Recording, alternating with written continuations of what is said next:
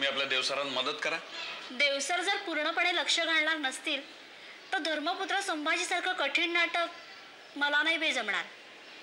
मला नाटक तर करायचं आहे, पण प्रश्न फक्त वेळेचा आहे सर। देवसर, इतक्या चांगल्या नाटकाचा माझ्याकडून विचका होईल, त्याच्यापेक्षा मी मला जमेल असं हलकं फुलकं नाटक करू का? मग देवसर करू द्या ना प्रयत्न। नाही तुम्ही सांगा, कारण नाटकाची जबाबदारी तुमची आहे। व्हाय नॉट सर, एक नवीन माणूस तयार होईल।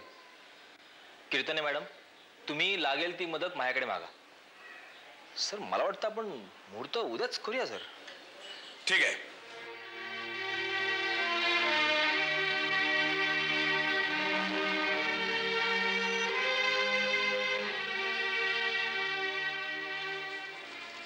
देवसर येणार असं म्हणाले होते ना? म्हणाले होते, पण मी नाटक करते ते त्यांना आवडलं नसावं बहुतेक। नाटक कुणीही करावं, पण आमच्या हातावर पेढा ठेवा म्हणजे झालं। अय्या, पेढे नारळ वगैरे काय आणलेलं नाहीये। पेढे नाही? हो, मग कसला आलाय मुहूर्त? निदान साखर खोबरं तरी? आमच्या नाट्य संस्थेत आम्ही असले प्रकार कधीच करत नाही। कठीण आहे बाई, आमचे हे लोकांना न कळणारी नवीन नाटकं करतात, पण मुहूर्ताला नारळ बेळ फोडतात हो। सॉरी सर, पण बरोबर 20 मिनिटं उशीर झाला सर। पण हा नटराज मिळत नव्हता ना म्हणून। पण बाकी सगळं सामान आणलंय सर, नारळ, पेढे आणि उदबत्त्या। कीर्तने मॅडम, स्क्रिप्ट कुठे आहे? हळदी कुंकू वाहूया। पण एकच स्क्रिप्ट आहे, हळदी कुंकू वाहून खराब होईल ना ते। पण त्याला पर्याय आहे, नाटकाच्या फाईलवर नाव लिहा नाटकाचं। काय नाव आहे? रंगांची किमया। वाह, नाव तर अगदी मस्त आहे। नाटक अगदी रंगतदार होईल सर। सर, हा नारळ। नाही तुम्हीच फोडा ना। नाही सर, हा मान मुख्याध्यापकांचा। बरं, एक मिनिट।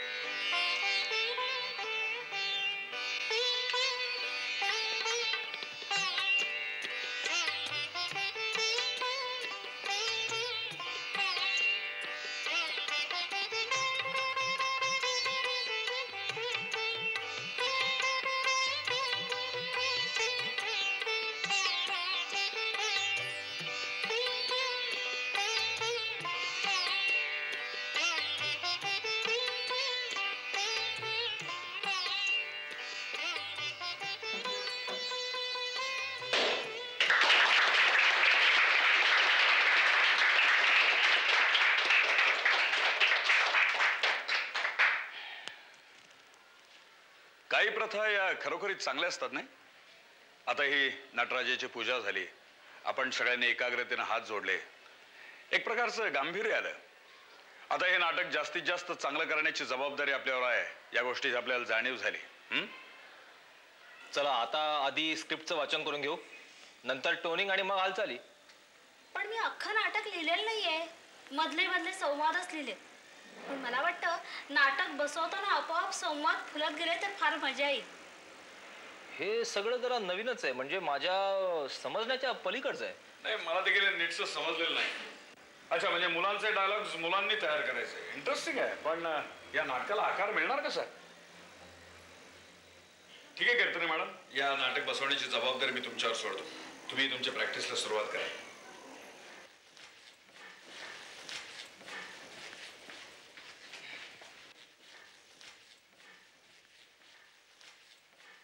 चला आज सगळेच निघूया।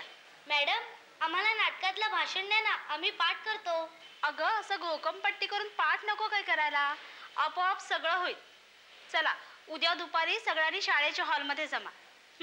असं काय नाटक? संवाद आपण तयार करायचे, आपल्याला पाहिजे तसं बोलायचं। छे, देव सरांची पद्धतच चांगली आहे। ते स्वतः व्यवस्थित करून दाखवतात आणि चोख पाठांतर करून घेतात। मला इथे स्वतःचे संवाद पाठ करताना हाल होतात, आणि इथे तर स्वतःचे संवाद स्वतः तयार करायचे। काय होणार आहे देव जाणे। देव जाणे काय म्हणतोस? देव सर तर म्हणतात हे सगळं माझ्या समजण्याच्या पलीकडचं आहे, मग देव कसे जाणे?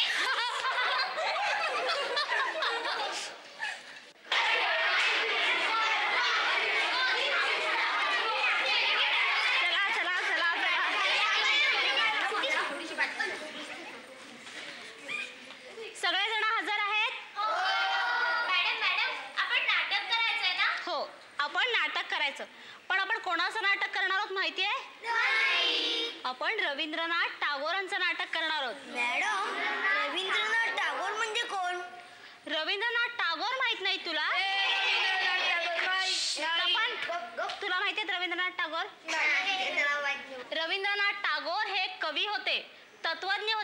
आणि त्यांच्या एका काव्य संग्रहाला नोबेल पारितोषिक मिळालं होतं. हा, सांग कुठल्या काव्य संग्रहाला? गीतांजली. बरोबर. आणि आपल्या नाटकाचं नाव नाही विचारलं तुम्ही. आपल्या नाटकाचं नाव आहे रंगांची किमया. म्हणजे हे नाटक चित्रकलेबद्दल आहे का? हो, हे एका चित्रकाराच्या जीवनावरती नाटक आहे. आणि टागोर हे उत्कृष्ट चित्रकार होते बरं का. आणि ते चित्रकला कधी शिकले माहितीये? हा, कधी? 60व्या वर्षी. बरोबर, 60व्या वर्षी.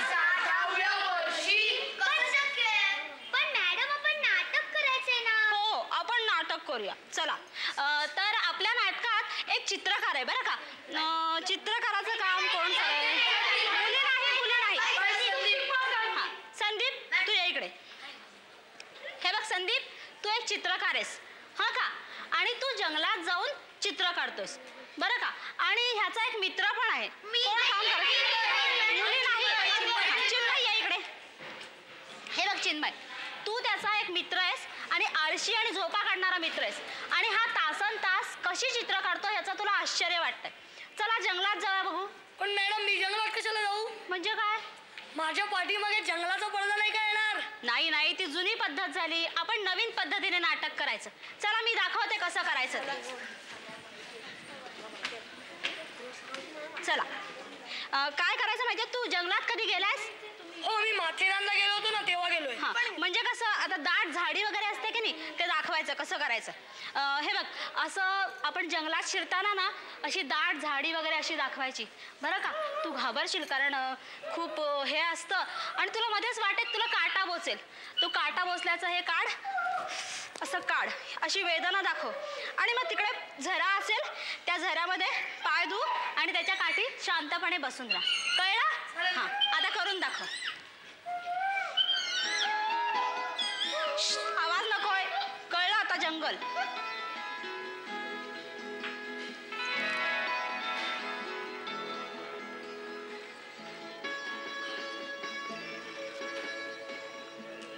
बस.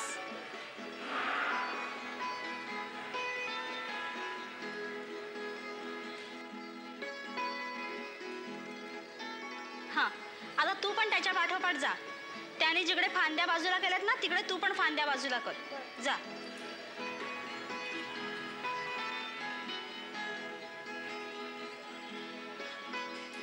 आणि त्याच्या शेजारी जाऊन बस. बरोबर. हे बघ संदीप, तुला आता आजूबाजूचा निसर्ग पाहून अतिशय आनंद झालाय. दाखव बरं. मला असं सांगा, आपल्याला आनंद कशा कशाचा होतो? परीक्षेत चांगले मार्क मिळवण्याचा, आई बाबा ऑफिसातून वेळेवर आल्याचा, आपली आवडती वस्तू मिळाल्याचा. आता सगळ्यांनी मला आनंद दाखवा बघूया. वा वा, फारच छान. आता संदीप, तू मला सांग, तुला कसला आनंद होईल? मॅडम, मी चित्रकार आहे ना, मग मला आजूबाजूचा निसर्ग पाहून आनंद होईल. बरोबर. आणि हे बघ, तू आता असं कर, तू चित्र काढतोयस हा, असं दाखव. चित्र काढता काढता तुला ज्या काही ओळी सुचतील त्या म्हण बघूया. चालेल. हा, चल कर.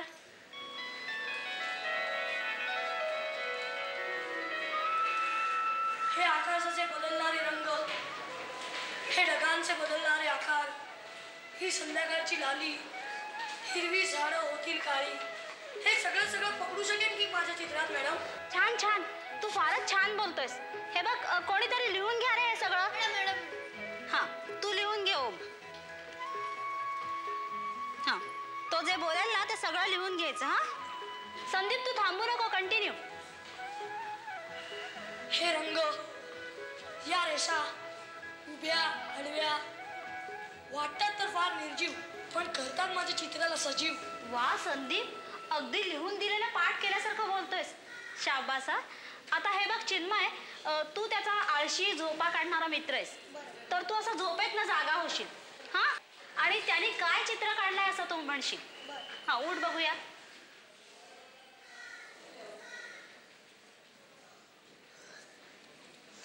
अरे संदीप, तू अजून चित्रच काढतोयस? काय काढलंयस बघू तरी.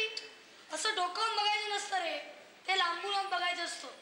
तो डोंगर बघ, दुरून किती चांगला दिसतो की नाही. ये असा दूर ये. अरे थांब, पडशील ना. हे बघ, तो आता एक पाऊल जरी मागे गेला ना तर तरी तो दरीत कोसळेल. मग अशा वेळेला तू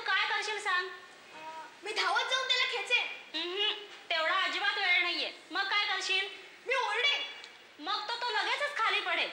मॅडम मॅडम त्याने जर त्याच्या चित्रावर घाणेरडं पाणी ओतलं तर तो लगेच पुढे धावत येईल. बरोबर, आपण अगदी तेच करायचंय. कळलं तुला? हा, कर बघूया आता तसं. चिन्मय चिन्मय तू हे माझं चित्र खराब केलंस. इतके खास बघून मी हे चित्र काढलं होतं. अरे जर मी हे खराब पाणी तुझ्या चित्रावर ओतलं नसतं तर तू दरीत कोसळून मेला असतास. आणि तू जिवंत नसलास तर अशी 50 चित्र तुला काढता येतील. पण या चित्र इतकी सुंदर नाही. इतके तास बघून मी हे चित्र काढलं होतं आणि तू माझा जीव वाचवण्यासाठी हे चित्र खराब केलंस. पण या चित्रापुढे माझ्या आयुष्याची किंमत शून्य आहे. मी जातोच कसा. संदीप संदीप थांब संदीप. मॅडम आता काय बोलू? आता अरे काय? रड ना. त्याच्या घरच्यांना काय सांगशील? त्यांना तोंड कसं दाखवशील? बरोबर, अगदी हेच डायलॉग बोलायचं. बोल बघूया. तुझ्या संदीप तुझ्या घरच्यांना तोंड कसं दाखवू? तुझ्या घरी काय सांगू आता मी? अरे ते लग्नाचं सामान घेऊन जा आणि म्हण तू नाहीस तुझ्या आठवणीत जपायच्या. आता तू नाहीस तर तुझ्या आठवणीत जपायच्या. शाबास, पाहिलं? आपला एक सीन बसवून सुद्धा झाला. आता मला सांगा, या नाटकाचं लेखन कोणाचं? आपलं सगळ्यांचं आहे की नाही? समजलं आता. आता उद्या सगळ्यांनी 5 वाजता तालमीला जमायचं. आजची तालीम आपण इकडेच थांबूया. चला. हा, अच्छा. तेजवी संस्कार मना उद्धरी संस्कार मना भूषवी संस्कार मना